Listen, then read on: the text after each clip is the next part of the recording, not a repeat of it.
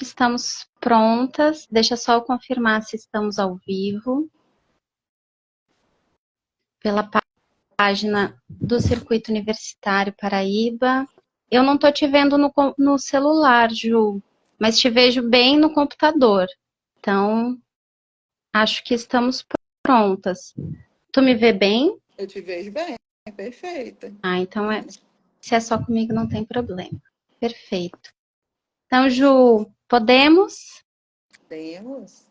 Então, vamos lá. Então, uma boa noite, Ju, a todos que nos acompanham. A todos, todas e todes, sejam muito bem-vindos. Essa é a live do Cinema em Movimento Circuito Universitário, uma mostra de filmes sobre direitos humanos, realizada pela MPC Filmes, com patrocínio da Petrobras e apoio do Ministério da Cultura e do Governo Federal. Nessa edição, nós estamos promovendo os debates que dialogam com os temas urgentes da nossa sociedade, tanto no formato presencial quanto no online. Então, para quem está nos acompanhando de casa, o link para assistir ao documentário ele está disponível aqui nessa página e também no perfil da MPC Filmes. Hoje a gente vai discutir o documentário Olha para Elas, que traz à tona as histórias de mulheres que compartilham não apenas o papel de mães, mas também essa dolorosa experiência de viverem longe dos seus filhos por estarem aprisionadas. Então, esse é o mote do documentário, mas muito mais do que isso, ele escancara a questão de gênero no sistema prisional brasileiro e a desigualdade social que o retroalimenta.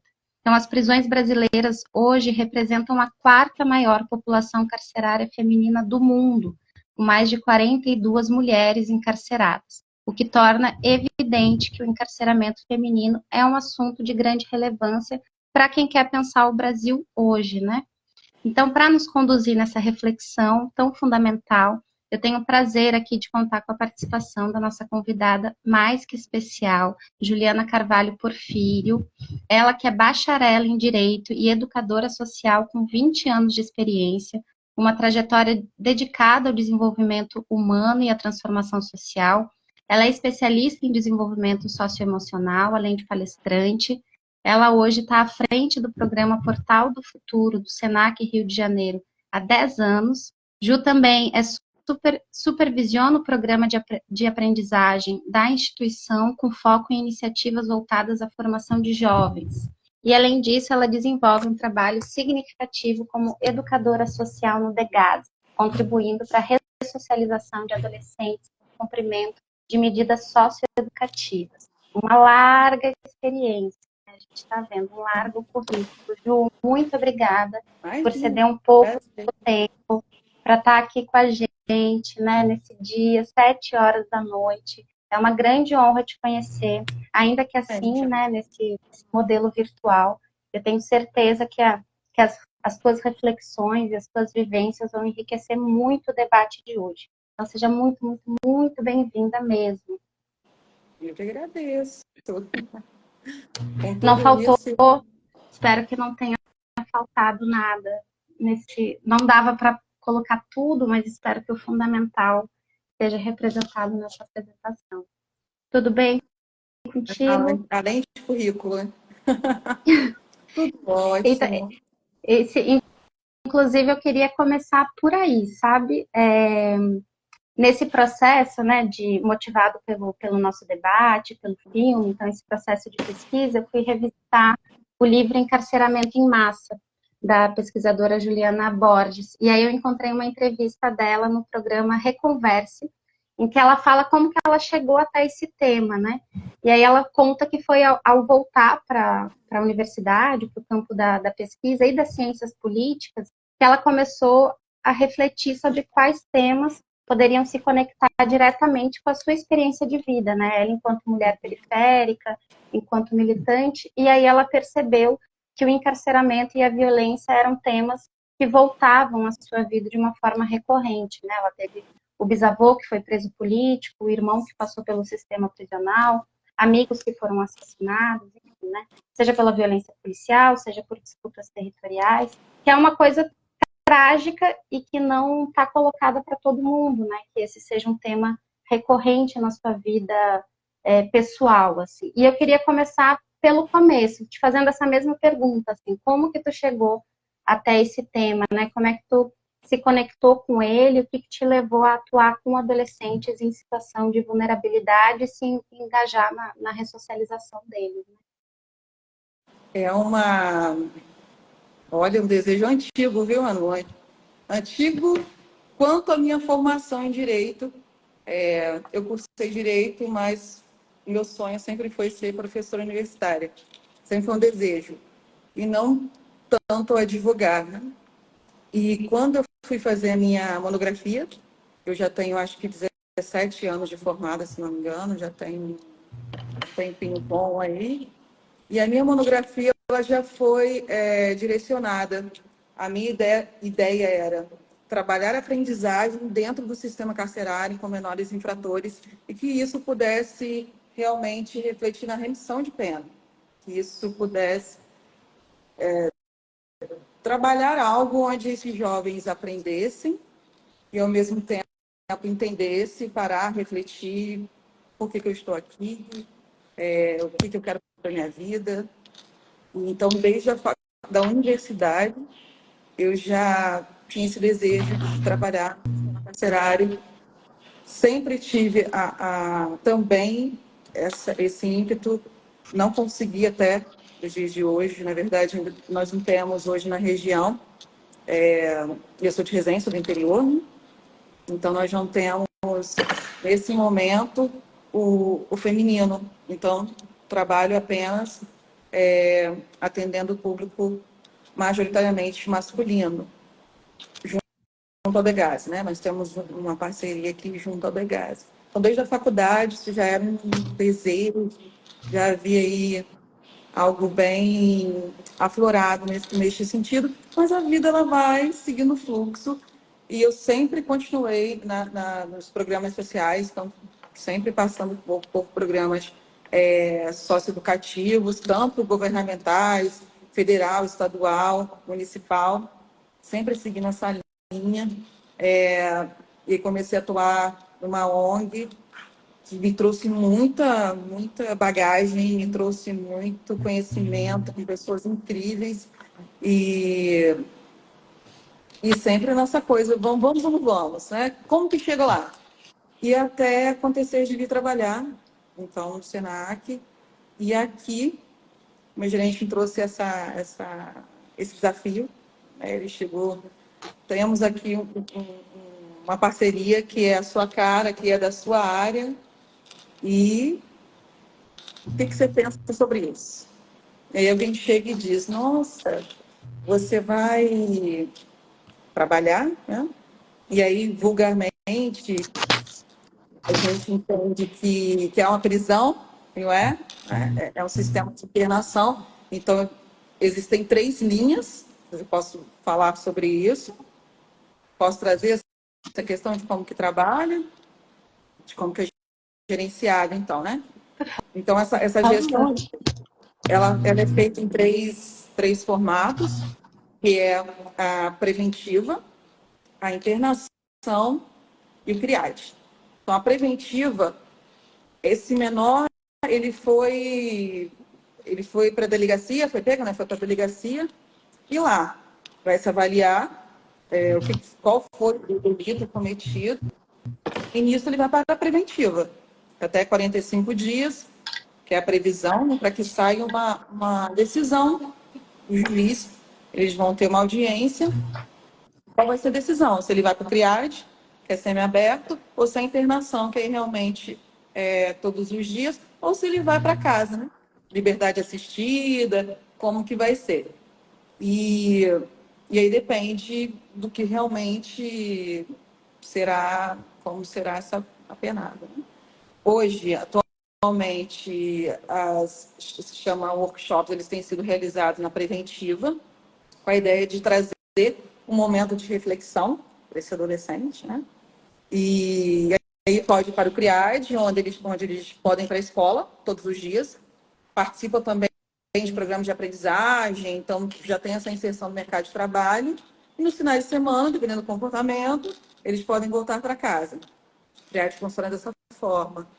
E a internação é realmente todos os dias, não há essa questão de estou aguardando, já tem a sentença do juiz, já tem o que ele vai cumprir de medida, né?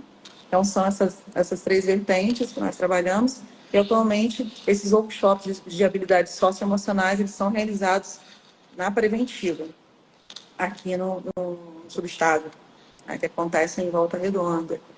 E, basicamente, eu olhei e falei, e agora? Eu acho que quando tudo está muito calmo, tudo está assim, muito perfeito, muito acomodado, e eu não sou uma pessoa acomodada, eu gosto de desafios, eu gosto de coisas novas, de conhecer outras vertentes, tem que me balançar, tem que fazer meu coração pulsar. E nisso eu falei, vou topar essa ideia aí, vamos ver no que dá, né? Vamos ver no que se funciona. E vem receio de muitas coisas que a gente não conhece, nunca entrou, não sabia como é que era o sistema. Então, vem uma certa... vem receio mesmo com tudo, mas existe um treinamento para que a gente possa tirar nossas dúvidas de como funciona o trabalho oferta, né? E, enfim, orientações. E eu fui desenvolvendo. Como que eu vou acessar essa galera? Como que eu vou trazer esses meninos para que eles se abram, para que eles conversem, né? Porque o primeiro sentimento, quando você encara, estou enxugando gelo? O que eu estou fazendo aqui? Onde que eu fui me meter? Porque as histórias são mirabolantes e eu digo que posso escrever um livro, porque as histórias são assim de todas as espécies, de que vocês possam imaginar. E muitas vezes eu realmente assim, parei para refletir.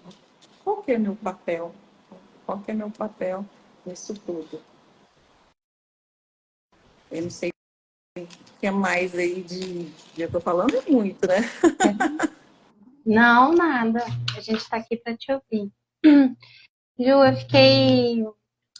fiquei pensando também, queria muito te ouvir mais assim sobre as dinâmicas, né, que tu observa diariamente, justamente isso que tu fala, né, poderia escrever um livro e deveria escrever um livro, diria aqui, né, porque essas dinâmicas que a gente, essa pedagogia da convivência, né, que a gente pratica nesses ambientes, elas realmente às vezes passam desapercebidas, né, e aí queria te ouvir falar mais sobre isso, assim, e escolhi aqui uma fala da Lélia Gonzalez para ser um pouco esse orientador assim da nossa reflexão. Tem na obra Lugar de Negro dela, que eu acho que é de 82, se não me falha a memória, ela conta como que o Brasil ela construiu historicamente uma geografia da dominação, né? Então ela pega essa ideia do lugar natural lá do Aristóteles para dizer que a gente também aqui no Brasil também construiu um lugar natural, entre aspas, para a população negra, né? E que foi sendo delimitado desde a senzala diretamente para as periferias urbanas e presídios, né? E a gente poderia até acrescentar aqui outros espaços de, enfim, psiquiátricos, espaços institucionais desse lugar, assim, né? Que é majoritariamente ocupado por corpos negros, incluindo a própria rua, assim, né? E aí ela vai denunciando como que esse aparato do Estado, ele se organiza para manter essa segregação, né? Então, ele vai utilizar da violência policial, do encarceramento, como instrumentos de controle e de desmobilização mesmo da população negra, né? Isso tudo, assim, pensando Lélia. E agora eu queria pensar com Ju, assim, como é que essas dinâmicas, né, que tu observa diariamente, seja no Degas, no Portal do Futuro, eles dialogam com essa ideia da Lélia do encarceramento como uma forma de controle social, assim, desses corpos, né? E, em especial, corpos que são tão jovens, né? Que, teoricamente, têm essa construção de futuro, né? Muito atrelado. Enfim, queria te ouvir, assim. É extremamente estrutural, né, Manu? Porque eu consigo ter acesso às duas vias. Então, eu tenho um programa que atende jovens a partir dos 16 anos, um dos programas, né? O outro é 14, aprendizagem é 14, e o portal 16. E tudo perpassa pela questão a minha estrutura familiar, oportunidades. Então, um jovem que ele vem até o trabalho, procurar uma oportunidade de estudo, de se qualificar, ele minimamente tem uma família que permite que ele faça isso. Ele não precisa, eu vou dizer mais pelo portal, não tanto pela aprendizagem, porque a aprendizagem já tem uma questão aí de financeiro, não tanto financeira. O portal não tem. Então, funciona um pouco diferente por essa questão. Então, são 6, 7 meses de curso, onde a família precisa da subsistência para que ele possa continuar, iniciar e ir até o final, nesse sentido. Então, ele está buscando uma oportunidade, né, de se qualificar, de entrar no mercado de trabalho e de aprender, porque ele não precisa suprir as necessidades básicas da família. Então, quando eu paro para ouvir as histórias dos adolescentes, e aí a gente ouve de tudo, tá? Desde realmente eu não tenho o que fazer, não tenho para onde correr, não vejo oportunidade, tenho que ajudar em casa, desde muito cedo. Geralmente as famílias são muito estruturadas, a mãe que acaba sendo a provedora, muitas das vezes os pais abandonam, a figura masculina não acompanha, e esse rapaz ele vai se tornar ali a figura masculina da família. Então, eu não tenho tempo de ir para a escola. A maioria não tem escola regular, não é só ensino adjacente, de profissionalizante, mas a maioria não tem ensino escolar mesmo, regular. Quando eu pergunto, eu vejo cada vez um público mais jovem, de 14 anos. Eu geralmente vejo que tem aumentado muito isso. E tem um ano e meio, mais ou menos, que eu estou atuando, então eu tenho percebido que, para esse início de ano, assim, a maioria já tem aí seus 14 anos, o que é mais assustador ainda. Né? E eu vejo que é essa base mesmo. A grande maioria diz, eu não tenho oportunidade. E eu pergunto, quantas passagens? Às vezes são 8 passagens. Adolescente de 14 anos. 8 passagens. Né? Ah, não sei quanto de delega, outro de provisória, não são ainda, vamos ver o que é. E pergunto também, não pergunto, na verdade eu deixo que eles, pelas minhas atividades, eu vou percebendo o que eles querem compartilhar comigo, né? O que eles querem compartilhar comigo, então o papel da família, a questão do gênero feminino no meio de tudo isso. Quando eu falo sobre amor, não sei o que é amor, não sei o que é amor. Mas aí, qual é a resposta? A primeira resposta deles, a minha mãe. Minha mãe. Então, assim, a figura feminina para esse jovem infrator de amor é sempre a mãe. Ou quando não tem mais a mãe, geralmente é uma parceira, mas 90% é visto a mãe como um ponto ali, onde que ele enxerga que é a base dele. É a mãe. Então, fruto de longe, bem longe, de estrutura mesmo, de vida, de estrutura de país, de políticas públicas, que são sempre. Elas até existem, né? Elas existem, mas precisam ser revistas, precisam ser melhoradas, precisam ser reescritas. E o mais importante que eu vejo, Manu, precisa ouvir o público. Quem, quem são as pessoas que realmente consomem? Quem são as pessoas que consomem? Né? O que eu posso fazer para que... Como que eu vou evitar? É até utópico, né? Eu não sei dizer muito ao certo, assim, assistindo essa base toda, mas tem que vir muito, muito de longe. Não dá para ser o que não tem remédio, remediado está. Tem que vir de longe, tem que vir dessa base. Eu tenho que dar o mínimo, o Estado precisa ofertar o mínimo para que esse adolescente possa vir até uma instituição de ensino e ter tempo para ficar aqui. e não se preocupar como que essa família vai se manter. Ah, Juliana, mas é só isso que você ouve? Ah, o adolescente, ele foi do tráfico, ele cometeu um homicídio, um feminicídio, tudo isso por conta da subsistência da família? Não. Tem outros fatores. Tem outros fatores. E, geralmente, esses fatores, eles esbarram na estrutura familiar.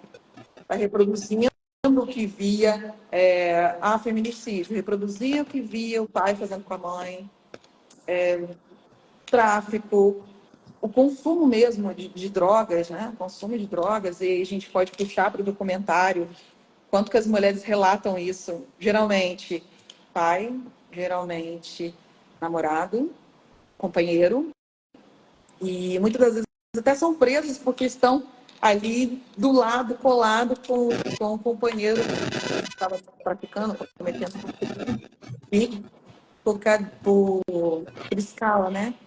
Acaba vindo junto. Mas eu enxergo isso. Então, tem que ser um olhar desde a escola primária e trazer isso, trazer o socioemocional mesmo para a escola primária e fazer essa pessoa se enxergar. Então, qual é a grande sacada do curso que a gente traz aqui? É olhar para si. Quem é você?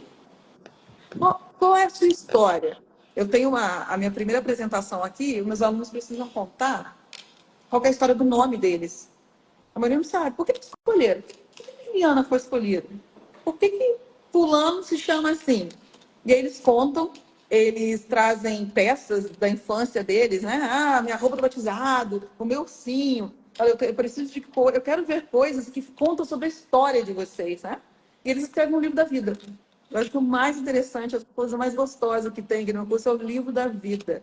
É ver que esses adolescentes, eles compartilham comigo coisas assim íntimas, né, deles e da família. E para compartilhar isso, ele precisa acessar a família.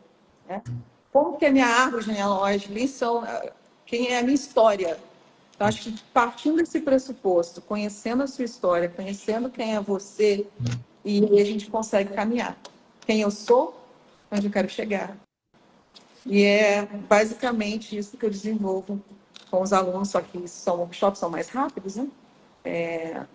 No Degaze, é isso. Quem é você? É isso. Quais são suas escolhas, né? O que você escolheu para si? E numa dessas teve um episódio que foi muito interessante, porque conversando com um aluno, ele era muito agitado e tudo mais. Aí ele falou assim: ô tia, você é bem doida, né? Eu falei: por que eu sou doida? Ué, você veio parar aqui, você é advogado, o que você está fazendo aqui num bando, no meio de um monte de bandido? Aí eu olhei para ele e falei: peculiar, você, hein? Traiçoeiro. Eu falei: tem uma palavra que nos define, eu e você. Aí ele olhou para mim assim: eu e você, mas a gente não tem nada em comum. Ele falou assim: a gente tem nada em comum. Eu falei: temos. E a palavra é escolha. Você acha que eu escolhi estar aqui, tia? Eu falei: escolheu. Assim como eu escolhi, sabe por quê? A partir do momento que você faz algo que vai em confronto com a lei, você está escolhendo. Você pode morrer, você pode ser preso, pode acontecer coisas. Aí você? Eu falei: escolhi estar aqui. Eu escolho estar aqui com vocês todas as vezes que eu venho. É uma escolha minha. Então, o que eu mais tento trabalhar com eles é a questão da escolha. Escolhas que eu quero para a minha vida, né? E tudo que eles falam, eu vou pescando e vamos lá, vamos entender um pouco mais disso. Mas, no básico, é trazer esse quem sou eu e onde que eu quero chegar. Que barato, né? Eu lembrei agora quando tu falou, né, essa dinâmica do quem é você. Eu lembro que eu tinha uma professora, enfim, sou do Rio Grande do Sul, e aí a gente tinha uma professora que trabalhava no EJA, inclusive no presídio que aparece no documentário, que é o Madre Pelletier, que é a penitenciária feminina de lá. E aí ela trabalhava com a educação de jovens e adultos, e ela nos contava assim, que um dos mecanismos de trazer e engajar as mulheres foi levar um espelho para a sala de aula, porque isso que, né, que ela criativamente usou e fez para combater o desestímulo, assim, que o fato de ter um espelho na sala fez com que essas mulheres regressassem a esse espaço de formação, assim, né? Então, como é importante esse olhar, né? Porque é também de valorização da vida num ambiente que emana desumanização por todos os lugares, né? Então, tu entra, tu é um número, tu tem um código que diz o que tu fez, e o que tu fez vira quem tu é. Então, tu chega num espaço que não tem nada, não tem colher, não tem sacola, não tem papel, não tem absorvente. Então, assim, é um sistema de desumanização completo, né? 24/7, assim. E essas perguntas, assim, mas quem é você para além disso, né? Como isso também se torna ferramentas de humanização mesmo, assim, né? Muito potente. Porque já tinha esquecido essa história, me veio, assim, junto com a tua fala. E aí, outra coisa, Ju, que eu fiquei pensando também, quando tu fala, né, desses meninos que são reincidentes, mas que tem uma estrutura lá fora que também é maior do que tudo isso, né? Esse papel de provedor da subsistência da família. E aí me pareceu que fiquei pensando, né, os crimes, enfim, as infrações, o quanto que elas estão associadas a isso, assim, né, a esse compromisso do Estado com a propriedade privada, que é maior do que o compromisso dele com a vida, né.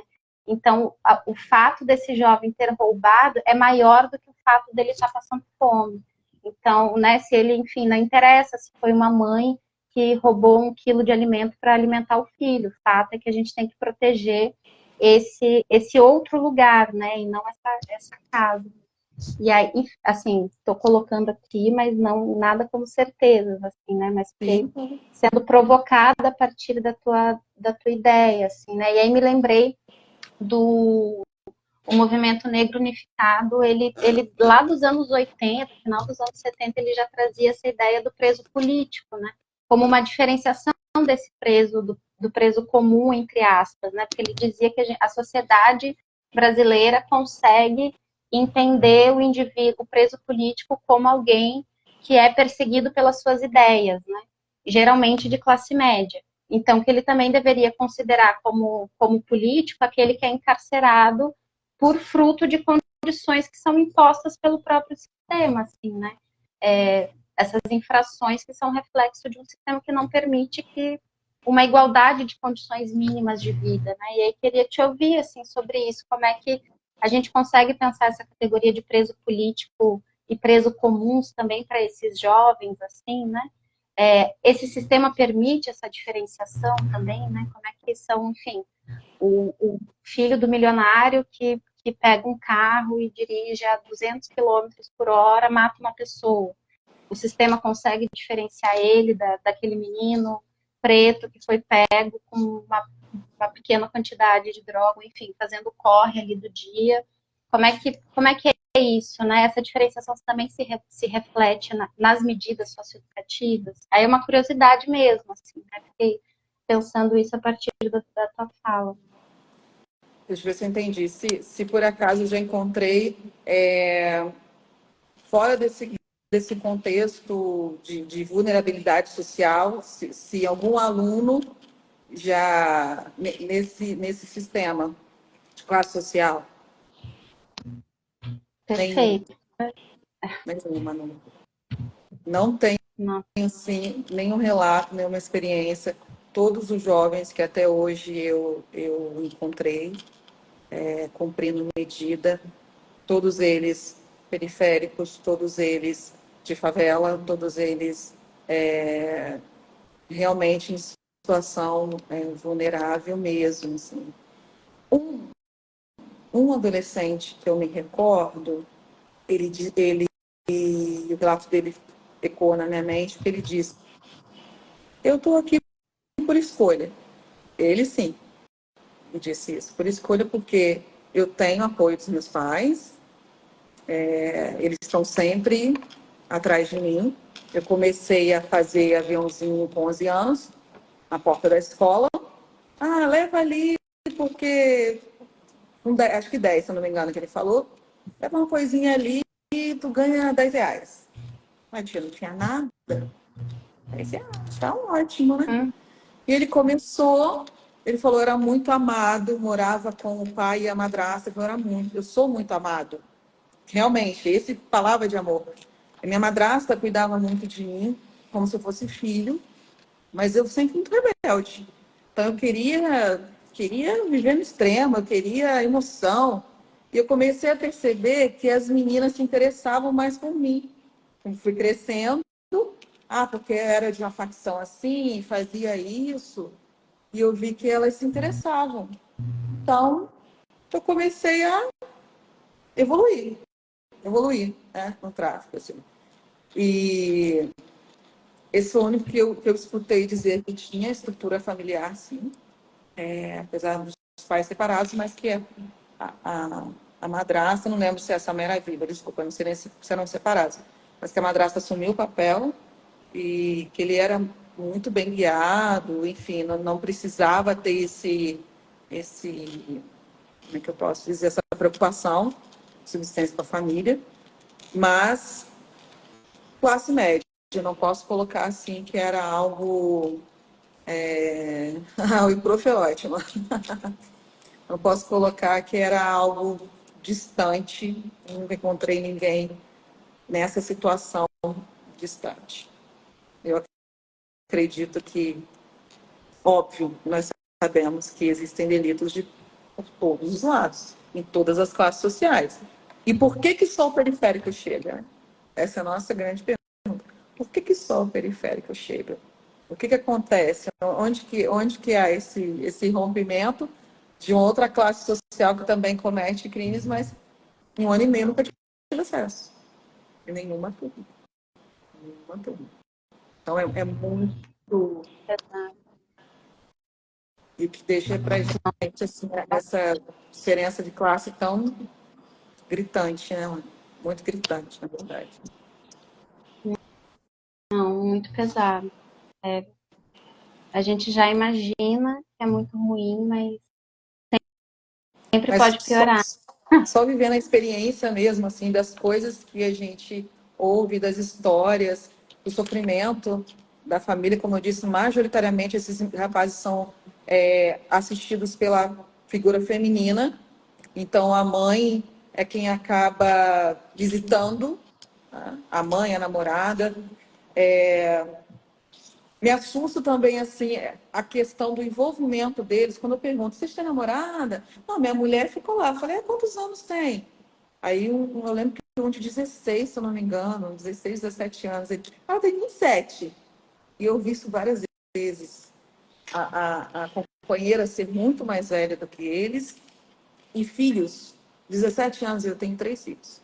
17 anos, eu tinha 3 filhos. E aí a gente vai percebendo quanto que isso vai prosperando, porque não há essa base, esse acompanhamento, essa estrutura de projetos sociais, de não só de projetos, não, mas de medidas mesmo, com esse. Não tem olhar, não tem cuidado. Se eu não pegar aqui na base, vai repetir o tempo todo as histórias, os padrões, tudo vai se repetir. Quando eu vejo um adolescente, 17 anos, com 3 filhos, 3 filhos.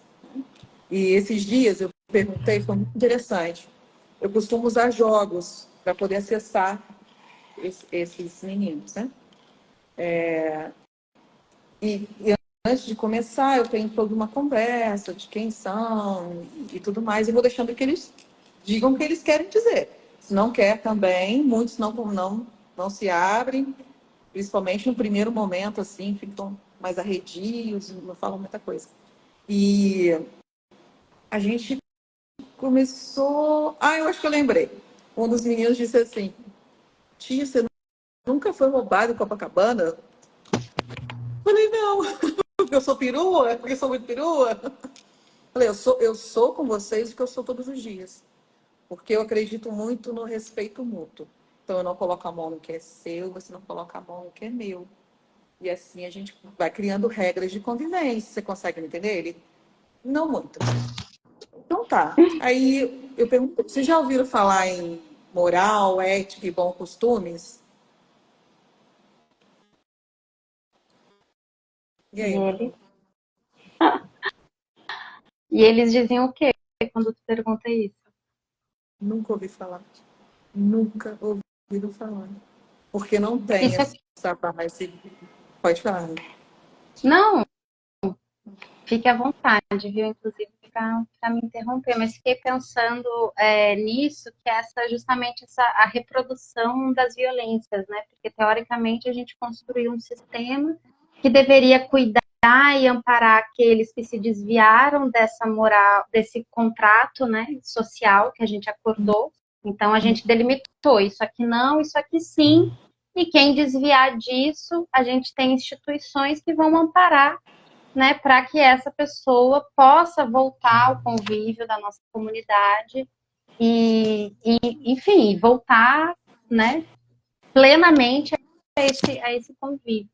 E não é o que a gente vê, né, Ju? Assim, eu acho que é difícil a gente conseguir quantificar, né, nessa quantos que são egressos do sistema penitenciário que conseguem voltar para o meio social de maneira digna e tudo mais, né? A gente construiu um sistema penal que não pune somente o indivíduo que se desviou desse contrato, né? Ele pune a família, ele pune as gerações, ele pune, enfim, no caso dos homens, né?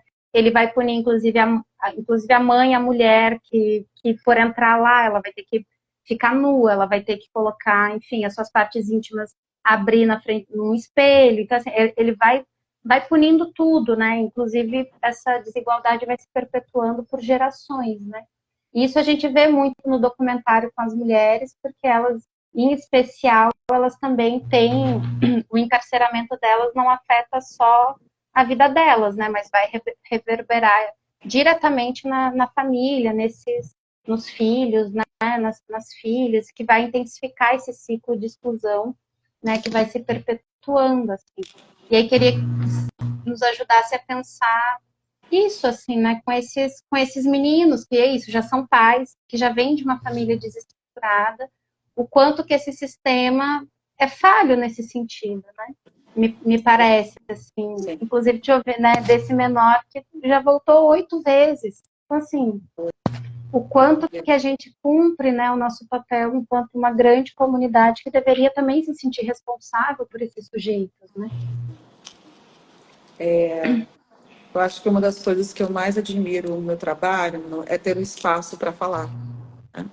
Então, a partir do momento da minha vivência nesse local, o que que eu ouço desse menino? O que que eu chego para eles e pergunto, tá, ok, e lá não estou quebrado, o que que realmente traz dinheiro? O que que realmente vai te oportunizar sair daqui e não voltar para o tráfico? Ou não voltar para cometer outro ato ilícito, né? Um furto, um roubo. E aí eles foram. Ó, professora, uma máquina na mão, cortar um cabelo, a gente já consegue melhorar. Ok. Então, pega essa demanda, olha, a gente precisa ter atenção com isso. Porque se eu faço algo muito distante, destoante da realidade desse adolescente, como que ele vai conseguir um trabalho? Como que ele vai conseguir que seja uma aprendizagem? Se é algo que não conversa com a realidade dele, com o dia a dia dele. Então, não adianta eu chegar dentro do ambiente onde eles estão cumprindo medida e achar que eu vou encontrar o mesmo público que fica sentadinho na minha sala. Porque não é assim. Eu tenho que ter um olhar diferenciado, eu tenho que ouvir esse adolescente. Porque não é o que a gente quer que ele não volte. Eles também não querem voltar. Só que quando eles retornam para a realidade, e é a minha pergunta para eles, tá bom, vamos lá então. No primeiro dia eu sempre converso sobre essa questão do conhecer, de pensar em si e do que quer para a vida. E o meu segundo momento com eles é sempre sobre essa questão do e o que eu vou fazer depois, né? E o que eu vou fazer depois ele depende de dinheiro sempre. Porque é o mundo que tudo precisa de dinheiro. Tudo precisa de dinheiro. Precisa de comer, precisa de morar. E quando o adolescente fala que deixou 3 filhos lá fora, tá. E aí? Vai sair daqui? Vai fazer o quê para poder suprir o mínimo para essas crianças? Se eu não tenho oportunidade, se eu não tenho quem possa me dar um direcionamento, sem isso, é óbvio, claro e reluzente, que ele vai voltar para no outro dia. No outro dia. Então, eu já encontrei adolescentes lá, reincidentes, né? Aí eles ficam lá do QG deles me chamando. Professora, eu não acredito, menina. Tem um mês que tu saiu e já está aqui de novo. Então, porque não tem essa estrutura. E, assim, dentro do trabalho, eu consigo trazer esse olhar. Olha, a gente precisa. Passou pelo socioemocional e o mercado de trabalho. Né? O que esses adolescentes precisam entender minimamente. Eu pergunto, você guardou dinheiro? Tá, você fez isso, fez isso, aquilo. Você guardou dinheiro? Ah, não guardou dinheiro. Então, na verdade, eu vou provocando coisas que eu já sei as respostas. Eu já sei as respostas. Quando eu chego no ambiente que eu tenho uma família desestruturada, eu não tive a oportunidade de estudar, eu sei que provavelmente esse aluno não vai saber me responder o que é moral, ética e bons costumes, porque ele não teve nem nunca visto na vida. Pai, mãe, sempre ou trabalhando, ou se também cometem crimes, não tem atenção para isso, provavelmente também não. Tanto que a gente vem arrastando de geração em geração, que provavelmente também não ouviram, nunca estudaram, não sabem. Como é que eu vou ensinar aquilo que eu não sei? Como que eu vou ensinar amor para esses adolescentes se eu nunca vivi um amor? Se eu não sei o que é amor? Né? Se eu não sei o que é respeitar o próximo? Então, o que eu tento trazer nesse ambiente com eles, tudo, o meu jeito de ser, o jeito que eu falo, eu gosto de quebrar, né, que eu chego meio assim, meio chamando a atenção, e para que eles entendam que eu não preciso mudar o meu jeito para estar ali, porque eu não vou mudar, na verdade eu não vou mudar, porque eu quero trazer para eles esse momento de reflexão, é de respeito, que tudo que eles nunca assistiram no dia a dia, né? Respeitado como? Quando que foi respeitado? E aí, Ju, como é que eu vou respeitar se eu nunca vivi isso? Nem na minha casa, ou no sistema, né? E a gente tem muito isso, eles também contam dessa questão aqui, da diferença também de um lugar para o outro, quando eles já passaram por outros lugares. E a gente tem aqui um sistema muito, um olhar mais diferente para esses adolescentes, né, no sentido de tratamento e tudo mais. Então, eles falam também sobre isso, né? Onde que a gente é maltratado e qual lugar que nos ouvem, que dão uma resposta. Isso também eles trazem como bagagem. Então, eu ouço de todos os lados, né? De todas as formas. E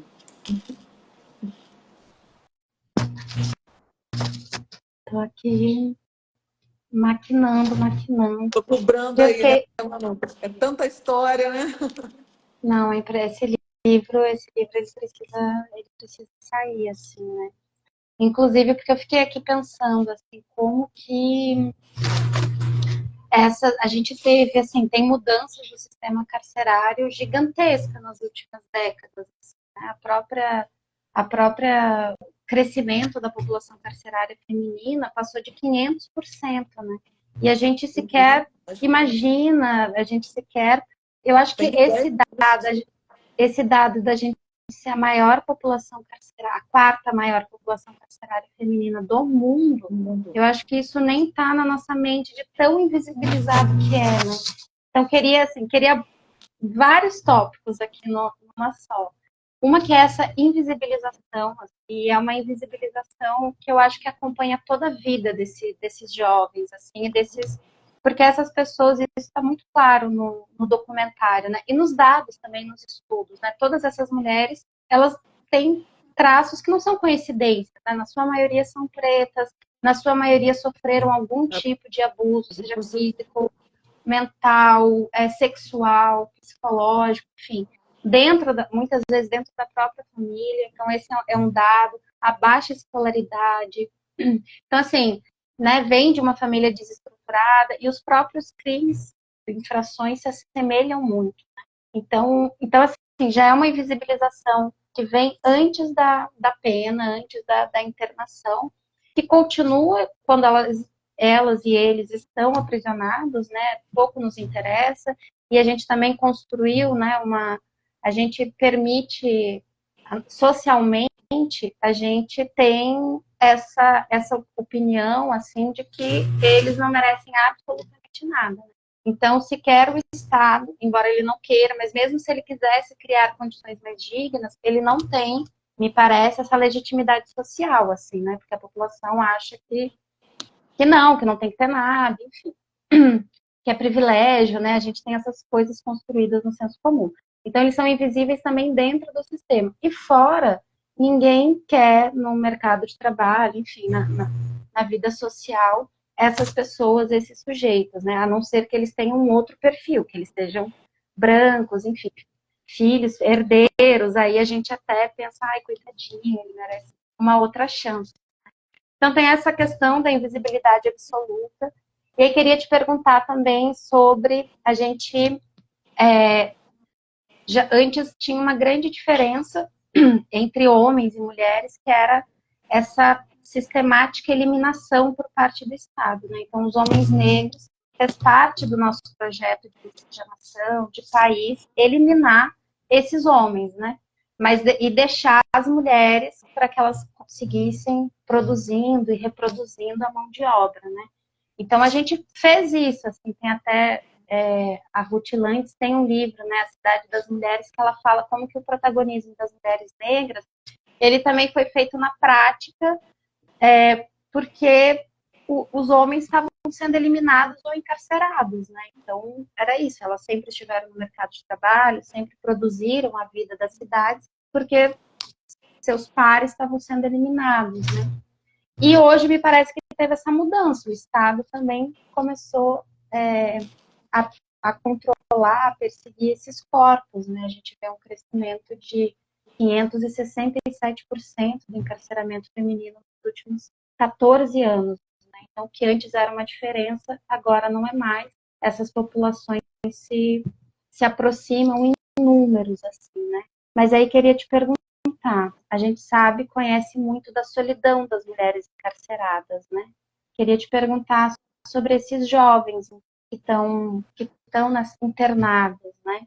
Essa solidão também porque teoricamente jovens, a gente pensa que não teriam ainda essas famílias, né? Esses novos núcleos formados. Enfim, eles recebem visita, é isso, né? Essas mulheres os acompanham, não acompanham, ou essa solidão também é algo comum, assim, entre os jovens apenados e as mulheres apenadas. Essa era uma. E aí, claro, as diferenças, né? Que tu também observa nesse modelo, tá aberto aí para nos conduzir nessa reflexão. Então, existem aqueles que não querem receber, tá, Manu? Que realmente, assim, se sentem desconfortáveis, não querem que a família vá, não quer que as mulheres, que eles deixaram aqui fora, as companheiras também, que não querem que frequente, e levam essa vida realmente solo, tá? E vão esperar terminar as medidas. Como eu disse, na maioria das vezes, quem visita é a figura feminina, então, ou a companheira que ficou aqui aguardando, ou a mãe. E existe uma questão muito peculiar que eu ouço na grande maioria, quando diz respeito à companheira que deixou a namorada, ou até mesmo a mãe dos filhos, existe um controle gigantesco, que mesmo de dentro do sistema, eles tentam manter, né? Porque eles não têm acesso a telefone, têm direito a ligar para a família, lógico, e tudo mais, mas não celular, enfim, redes sociais. Existe um controle muito criterioso, eles acompanham realmente de perto. Mas nessas ligações para a família, ainda assim, eles conseguem controlar as mulheres que estão aqui fora. Então, assim, a namorada que não pode viver, que não pode ter nada com eles e viver com outros de forma alguma. Então, ainda assim, conseguem manter relações abusivas. Porque é muito estranho você conseguir imaginar isso. Como que está lá o adolescente cumprindo medida e tem uma pessoa que está esperando? E ela vai ficar esperando, porque ela é controlada por aquele homem, por aquele rapaz. É controlada. Tem medo daquela pessoa. E eles falam assim, não vou fazer isso, vou fazer aquilo mesmo, vou deixar careca mesmo, e vai falando, né? As possibilidades, e E eu acho que eu não acho, eu tenho certeza, é um dos momentos mais difíceis que eu enfrento nesse trabalho. É quando eu me deparo com o feminicídio, é quando eu me deparo com a agressão à mulher, e é impossível não falar. Eu digo para eles, eu não estou aqui para julgar vocês, eu não estou aqui para julgar. Mas não significa que eu concordo com o que vocês fazem. Vocês são seres humanos, eu os respeito como seres humanos. E aí não tem como fugir dessa fala, dessa questão do abuso feminino, do feminicídio. É muito difícil quando eu me deparo com essa situação. Foram, sendo muito sincera, assim, acho que feminicídio 2 no máximo, que eles mesmos falaram, né, contaram. E já da violência, não. A violência já é mais recorrente. Então, na verdade, eu acabo encontrando mais adolescentes que cometeram violência. E eu acho impossível sair de um lugar desse e não falar sobre, né? Não trazer para esse mundo, para essa reflexão deles, dessa figura feminina. O que é figura feminina para você? É um objeto, é descartável, e aí vem toda a conversa sobre aquilo. Nas vezes que aconteceu, eu consegui trazer um momento assim de pensar mesmo sobre aquilo, porque me afetou de uma forma indescritível, assim, e eu acho que poucas vezes me foi tão avassalador. E, mas não fugindo aqui da sua pergunta, então existe essa questão de não querer, tá? Não quero ser visitado, eu quero cumprir minha medida aqui e não quero ser visitado. A outra tem uma questão financeira. Então, quando esse jovem ele é transferido de cidades que são muito distantes, né? Ah, esse jovem veio da capital, esse jovem veio da cidade que fica 3 horas daqui, a 5 horas daqui, ainda que seja no estado do Rio de Janeiro,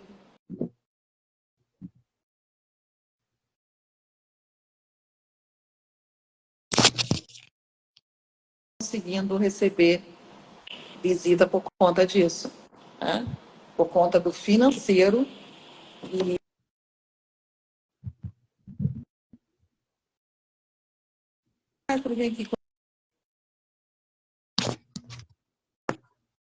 então, eles acabam ficando sem visita por conta disso também, né? E outras porque a família não dá conta. Às vezes vai ficar ali 1, 2, 3 anos e acaba virando a rotina e vão sendo esquecidos, vão sendo deixados de lado, tá? E tem a parte, geralmente quando a família é mais próxima, cidade muito próxima, eles têm mais essa questão das visitas, do acompanhamento, né? A distância, que é o grande fator, ele sim, um grande fator.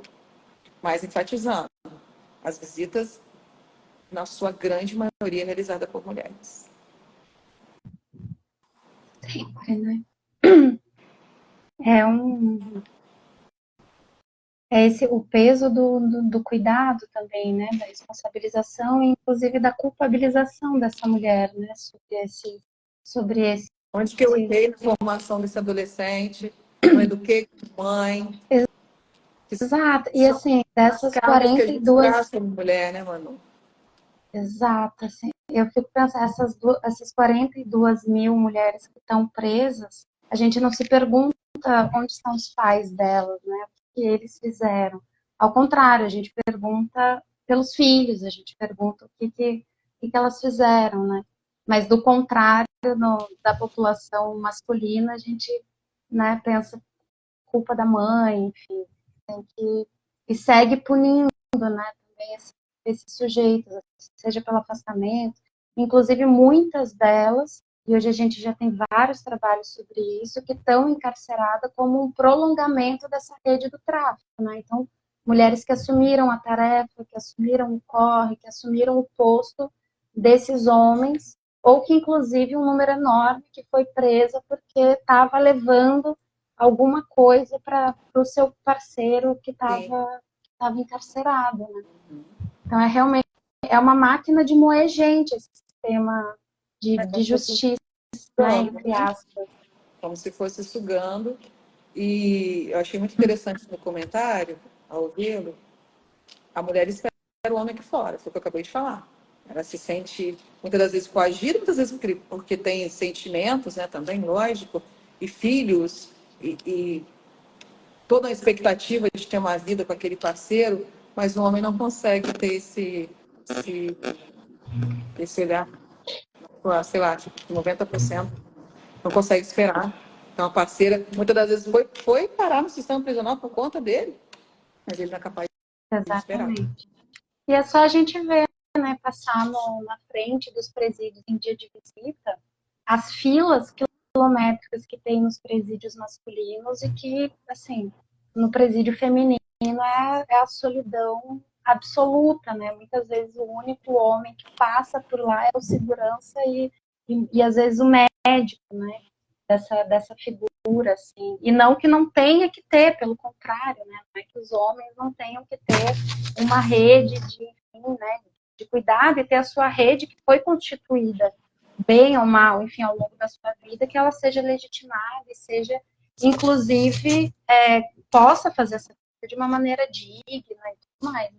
Mas o contrário a gente não vê, e aí vai vendo como o sistema carcerário, ele não é uma construção abstrata, né? Ele carrega todas as desigualdades todas as variáveis, né? De gênero, de raça, das variáveis sexuais, da diversidade sexual que a gente nem abordou, mas que daria pano para uma outra live, né? E a gente não é. E eu ainda fico pensando também nos jovens atípicos, né? Enfim, nas mulheres atípicas e tudo mais.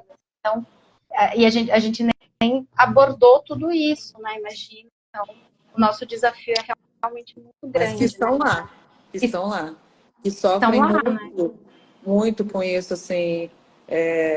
Vou trazer rapidinho, que o último dia que eu estava atuando, e aí chegou um rapaz, e quem estava na mesa comigo, um dos meninos estava na mesa comigo, esse é gay? Você é gay? Só de olhar, né? Porque tem todo um protocolo e tem que separar. E olha que situação, né?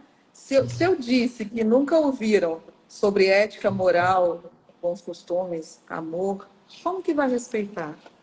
Como que vai respeitar uma pessoa atípica? Respeitar uma pessoa que está dentro... Enfim, que para eles, né, a grosso modo, que para eles é diferente. Para eles é diferente. Então, como que vai respeitar se nunca viu aquilo? Ele não sabe o que é o mínimo, né? Eu acho que só dessa parceria de uma instituição de ensino, e tem também outras instituições que atendem também e trazem esse olhar. Então, tem a instituição universitária também, que leva para eles têm também, se eu não me engano, terapia, se eu não me engano. Tem atividades, tem muitas atividades. Isso não há o que negar no que eu acompanho aqui, tá? Então, a gente tem outras atividades também. A escola regular também, para que eles possam acompanhar. Mas precisa, eu acho que é passos muito lentos ainda que nós estamos. Ainda tem muito o que vir por aí, né? Ainda tem muito o que trabalhar com esse jovem e distrair com esse jovem. E, principalmente, políticas públicas de base, isso é extremamente, a gente já sabe disso, de base mesmo, menininho. Vamos lá. Tá, chegou até aqui, Juliana, teve a política de base. Óbvio, nós somos uma sociedade, a sociedade está em constante mudança o tempo todo. Né? As leis elas servem para isso no direito, é acompanhar a evolução social. Chegou aqui, tá, foi parar no sistema carcerário, foi parar numa internação. E agora? E daqui para frente? Né? São humanos. A gente tem que lembrar disso. São humanos. Está defendendo bandido. É humano. É um ser humano. É um ser humano que matou outro. Você pode ser um ser humano. Independente da sua carga em cima dessa pessoa, ou do que você pensa, eu falo todas as vezes para eles. É o meu trabalho. E seja dentro de uma sala de aula convencional, seja dentro do sistema carcerário, seja dentro de... Com esses jovens, eu vou fazer o meu melhor e eu vou te tratar com o maior respeito. Então, assim, eu nunca tive, mano, um problema de adolescente. Nunca tive nenhum problema. E todas as vezes assim, são raras as vezes que eu não consegui acessar alguém. No começo foi muito difícil, até eu entender qual era essa pegada. Né? Como é que eu faço? E aí, a partir do momento que eu entendi essa pegada, começou a fluir. Eu comecei a perceber que o lúdico adora massinha. Eu fui levar massinha, vou. Me levou uma massinha. Deixa eu levar para minha irmã. Posso levar para minha irmã? Aí você pode Exato. guardar. Não pode levar, né? Porque QG deles não pode. Você pode guardar e levar para sua irmã, sim. Massinha. E aí, a partir da massinha e modelando, eu vou conversando com os adolescentes. Eu vou ouvindo esse adolescente. E eu vou dizendo para ele, e desenha você. Como que é o seu cabelo, como que é o seu nariz, como que é a sua boca. Como... Aí eles me respondem, eu nunca tinha parado para pensar nisso. Uhum. Olha, quem olha para eles. Exato. Nossa, fiquei aqui gritando muito, muito, muito, muito. Eu queria, inclusive, Ju, quando tu fala dessa. Sim, inclusive da massinha, assim, a gente vai percebendo nesse contato, assim, que no final a gente também tem. No final somos todos grandes crianças feridas, né?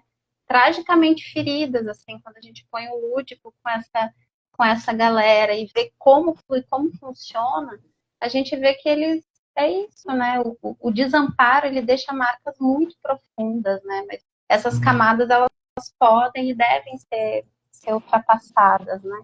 Eu queria te fazer, tu falou das políticas públicas, eu queria te fazer uma última pergunta, assim. Tá?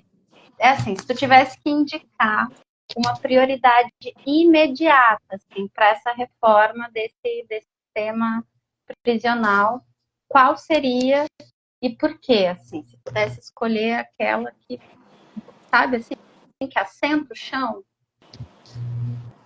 Essa mudança do sistema carcerário ou desse olhar para... Você está falando instituição, Manu? Ou no sentido de Eu acho que para política mudar, pública para isso? para a gente conseguir diminuir esses dados, assim, né, absurdos de jovens e adultos que têm conflitos com a lei, né, que hoje nos colocam nos piores rankings do mundo. Aonde que a gente começa a virar esse jogo, assim, né? Qual seria uma medida que a gente poderia indicar que ela deveria ser imediata, assim, para a gente começar de fato a virar esse jogo, sabe? Tem alguma? Pode ser que também que não. Mas tem uma que tu indica, assim, Imediato. olha, se mexer nisso aqui, a gente começa a vislumbrar um a futuro falar, diferente a desses falar uma jovens. outra língua, né? A falar uma outra língua. É tão complexo, mano, porque quando a gente traz essa questão da mulher, principalmente, o quanto que a mulher precisa se desdobrar em 300 funções, e às vezes não consegue acompanhar de fato, não só a mulher, porque é no nosso contexto, mas os pais em si, né? Imagina você morar numa comunidade que você precisa pegar, sei lá, 2, 3 ônibus para chegar num trabalho. É totalmente diferente de onde eu moro. Por exemplo, Resende, que em 10 minutos eu tô na minha casa. Se eu trabalhar só aqui, 10 minutos eu estou na minha casa. Agora, imagina levar 2, 3 horas. Então, vamos trazer para o contexto de uma mulher. Olha o tempo que se gasta num trânsito, 8 horas de trabalho, que é o normal, comum, né? De segunda a sexta, às vezes sábado. E aí vem a jornada. Como que consegue ainda chegar em casa afetuosa, ouvir esse adolescente, o que está acontecendo, por que você ficou não sabe nem que ficou na rua. Como é que eu vou saber que ficou na rua? Você não estava o tempo todo. Você já começa pela parte da família que não consegue ter tempo nenhum, posso nem falar tempo de qualidade, que nem existe, mas tempo nenhum com esses filhos. Como que funciona o desenvolvimento deles? Como que eu vou acompanhar o desenvolvimento se eu não tenho condições mínimas de ter tempo com as crianças, de ter tempo com os meus filhos? Como que faz?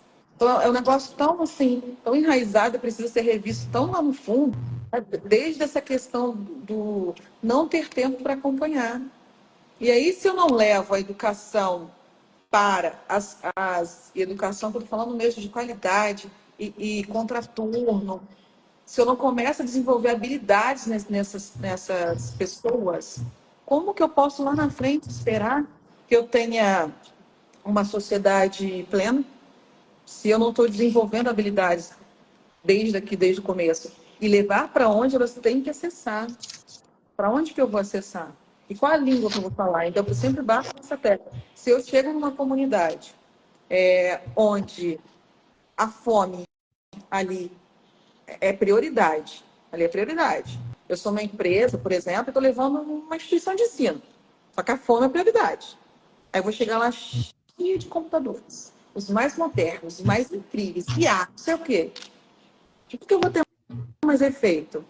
Ensinar essa comunidade a empreender algo que eu possa ter retorno rápido, igual os meninos falaram, com uma máquina, professora, a gente consegue uma graninha. Ok, então cortar cabelo é uma parada que para eles funcionam. E se eu começar a aprender como é que faz? Aqui a gente tem um curso, por exemplo, quentinha de milhões. E se eu aprender como é que faz uma quentinha e como que eu vou empreender meu dinheiro? E se eu tiver um investimento? Porque não adianta eu chegar lá também e não tem investimento nenhum. Como é que essas pessoas vão vender aquilo que elas não têm como comprar? Não tem nem para comer, como é que eu vou vender? Então, eu preciso de investimento, né? Além de ensinar, que é óbvio, é impossível caminhar sem ele. Mas como que eu vou fazer? Como que eu saio do ponto? O primeiro, né? Eu preciso de investimento. Eu preciso de investimento. E aí sim, aí vamos trilhando esse caminho. A partir do momento que eu consigo dar qualidade de vida para essas pessoas, né? Eu vou ter essa mãe mais presente, esse pai mais presente, acompanhando um pouco mais da vida dos seus filhos. Se eu levo a educação para, não só educação como trabalho também, né? Para dentro das comunidades e empreendedorismo para dentro das comunidades, pode ter certeza, eu vou colher frutos diferentes aqui na frente.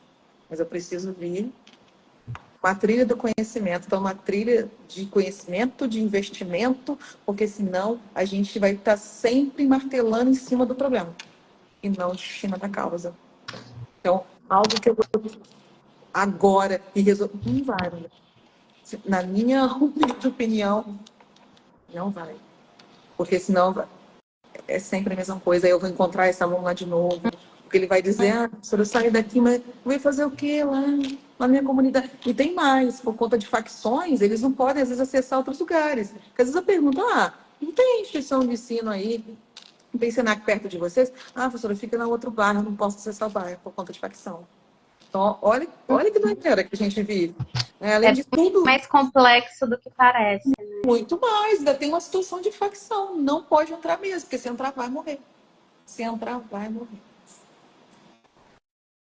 Não, Só pergunta. Não, é isso, assim, o buraco é mais embaixo. Mas eu fico, Ju, queria te agradecer, assim, imensamente e dizer que o quanto eu saio provocada, assim, dessa conversa, a situação é isso, né? Nada é fácil, os problemas são complexos, mas é isso, os nossos desafios são do tamanho dos nossos sonhos, né? Igualmente grande é o nosso objetivo de transformar mesmo essas vidas e a nossa realidade, né? Então, eu queria te agradecer por estar aqui hoje, sem dúvidas, se disponibilizar, assim, a estar aqui nessa 1 hora e alguns minutinhos com a gente, mas, sobretudo, te agradecer por estar aonde tu está, assim. Eu tenho muita esperança de que a gente vai construir um lugar diferente. Eu tenho muita confiança que a próxima geração, ou eu mesma, assim, daqui 10, 20 anos, essa conversa aqui, ela já vai ser passado, porque a gente vai estar debatendo problemas talvez maiores, mas diferentes. Eu tenho muita esperança de que se a gente cria os problemas, então a gente também gesta as soluções. Mas isso passa por ter pessoas como tu em lugares estratégicos, assim, né? Então, eu ao longo dessa semana conversei assim com tanta gente boa, gente que está aqui, que está ali, que está na educação, que está na saúde, que está na universidade, que está na pesquisa. E eu saio, e aí toda noite eu saio assim, claro, né? Primeiro que saio, meu Deus do céu, tem um pico, assim, né, meio uma tristeza, dá aquele desalento, mas ao mesmo tempo eu saio, nossa, que bom. que bom que essas pessoas existem e que bom que elas estão ali e que não é outra pessoa com outra visão de mundo, né, que assim antagônica. Então assim, que bom, obrigada por estar aqui hoje, muito obrigada por estar aí fazendo esse trabalho. E acho que é isso, a gente está construindo um futuro que é muito diferente, assim, um mundo em que todo mundo seja ser humano, né? Retomando as primeiras coisas que tu falou, assim, que todo mundo possa ter o direito de ser reconhecido como um ser humano, né? De saber quem se é e saber que essa vida tem valor, né? Tem valor. Eu te conheci por meio da Elon, que também eu queria agradecer aqui, que é uma mulher excepcional, assim, e para mim é muito simbólico que isso tenha acontecido, assim, porque a nossa história, a história de mulheres, também é uma história construída em teias, né? Então a gente vai se colocando em contato e a gente vai construindo essa rede que às vezes é invisível, mas que é gigantesca, assim, né? Então, muito obrigada por ter me dado o prazer e a honra de ter te conhecido. Teu contato já está na minha agenda. Que ótimo. Então, assim, para o futuro, eu espero ainda te reencontrar e te incomodar e te pedir muitos favores, muitas luzes, assim. E muito obrigada mesmo, assim. Eu que agradeço, foi um prazer. Pode contar sempre que quiser. Não, como eu digo, não falta história aqui, que não falta nessa mulher história. E é isso. E eu vou esperar teu livro, né? Que ele venha, porque a gente precisa que essas histórias saiam do papel. E, inclusive, esse livro dessa, né, esse compilado disse, né, que eles escrevem o livro das suas vidas, eu adoraria ter numa livraria esse compilado, assim, né, para poder acessar esses escritores que por pouco tempo, eu espero, estão afastados de nós e em breve estejam aí, né, construindo outras alternativas. Outras histórias, né, Manu? Construindo outras trajetórias. E eu amo encontrar mulheres potentes, pessoas potentes, né, no meu caminho. E pode ter certeza que eu já encontrei aí. Espero conhecê-la pessoalmente, que a gente possa caminhar. E no Rio. E não quando tiver para Paraíba, venha ai, também. E também não falta mar, não falta sol. Ai, meu Deus. Já tem uma casa aqui também. Que obrigada. Foi um prazer, bom descanso, boa noite. Para quem assistiu e quem assistirá, também muito obrigado. E espero que essas reflexões aí fiquem na cabeça, que virem semente para que a gente possa construir esse futuro. Porque, sem dúvidas, para isso a gente vai precisar de todo mundo, né? Então, uma noite de sonhos muito agitados. Muitos braços. Obrigada, Ju. Obrigada mesmo. Obrigada, Elô. Obrigada, Elô, sua linda. Você é linda. Obrigada, gente. Bom descanso. Boa noite. Boa noite.